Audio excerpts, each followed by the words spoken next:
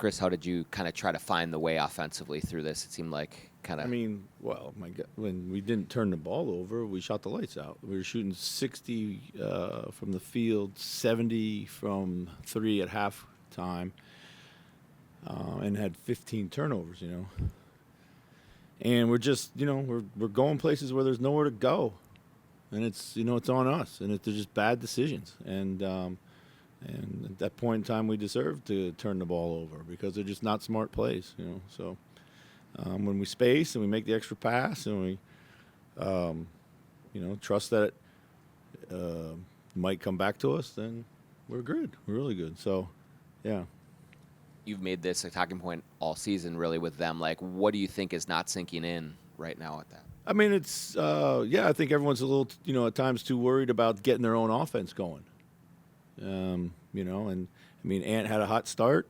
And, so we got to ride that hot start. But then when that hot start's over, then you got to start making plays.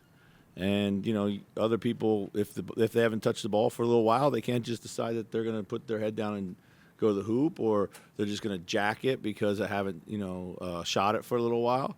And that's everybody, had done that at one point in time. I thought at the end of the second quarter, in particular, like, we all were having a pity party for ourselves offensively.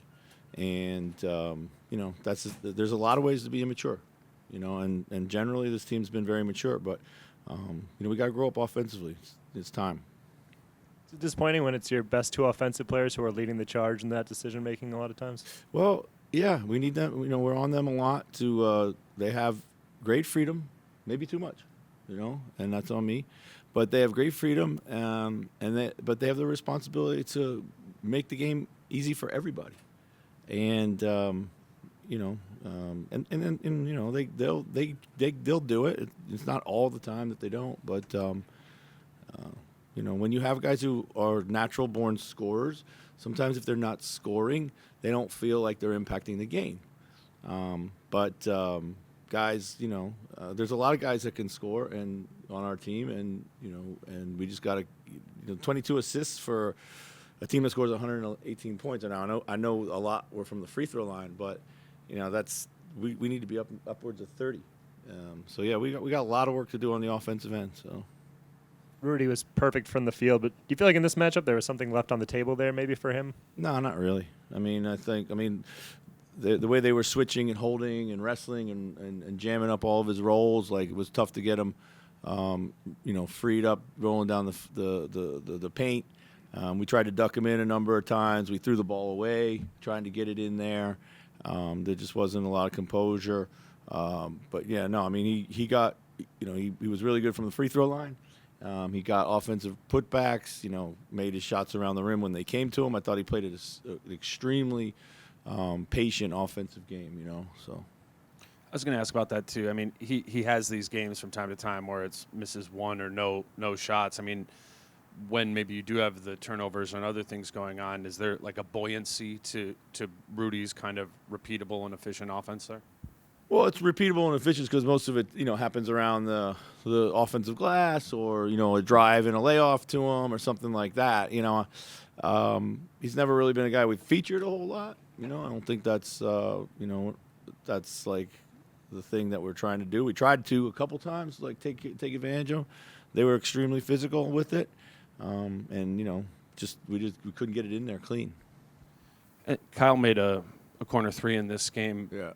But he hasn't been taking as many of those this season, and sometimes it seems in the lineups with Gobert that the spacing is an issue, and that was such a weapon for you guys last year, the Rudy and Kyle lineups. What's the key to maybe getting that offense back when those two are on the floor together? Well, you have to, he played almost exclusively at the 4 for us last year, and this year he plays almost exclusively at the 3. So it's slightly different. We're fortunate enough to have like Cat or Nas out there who could space, and we can keep him in some of the same actions that we did last year when he was at the 4. Yeah, I mean, listen, we tell Kyle all the time, like, you weren't brought here to make threes. Like, you're a basketball player, and but we want him to stay confident in his shot. So yeah, it's also part of the overall kind of puzzle we got to figure out. But I think with him, we have him play everything. Sometimes he handles the ball, and sometimes he, plays in the post, and so it's, we just got to get a little bit more proficient at all of it. In last couple of weeks, you've pretty much gone to an 8.5-person lineup or whatever, and a lot of blended lineups. Yeah. Is that something you want to do? No, Would you I rather wanna- I have said more of that an before the- identity for that second I unit? said that before the game. I want to try to get a ninth guy, played Troy. I thought he played great in his 6 minutes. I just didn't feel like I needed defense out there. Like the way they were shooting the ball, the way they were moving. I needed as much defense as I possibly could get to try to stay with those guys and just keep them from putting a run together. So.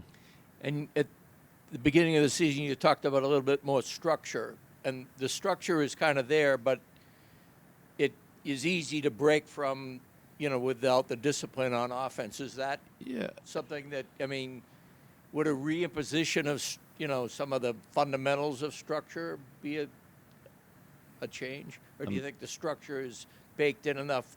I actually think that what this team needs now is to play. We're actually like in I think we're in a rut. We're trying to play call our way through things. I think we got to get out and move it early for the sake of moving it. I think, get it to the second side. Our bigs at the top of the floor got to do a much better job of creating next action basketball. And we got to cut for each other. I think that's what's one thing that's kind of dried up is like our off-ball cutting.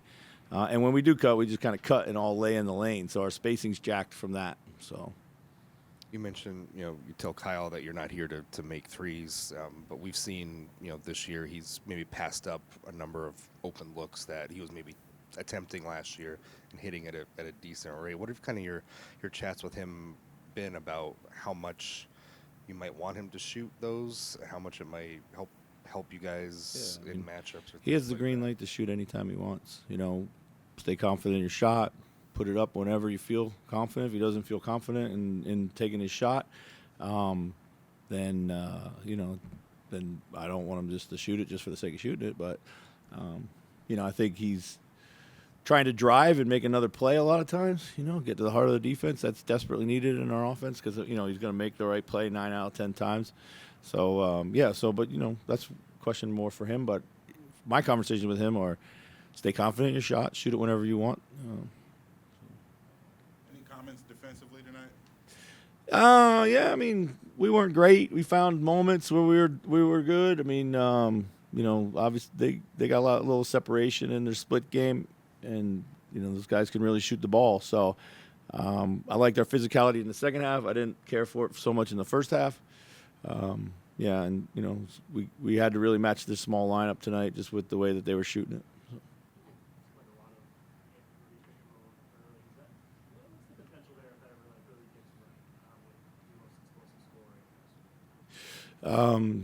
As long as we continue to develop our playmaking out of it, like the scoring out of it is pretty potent, always has been.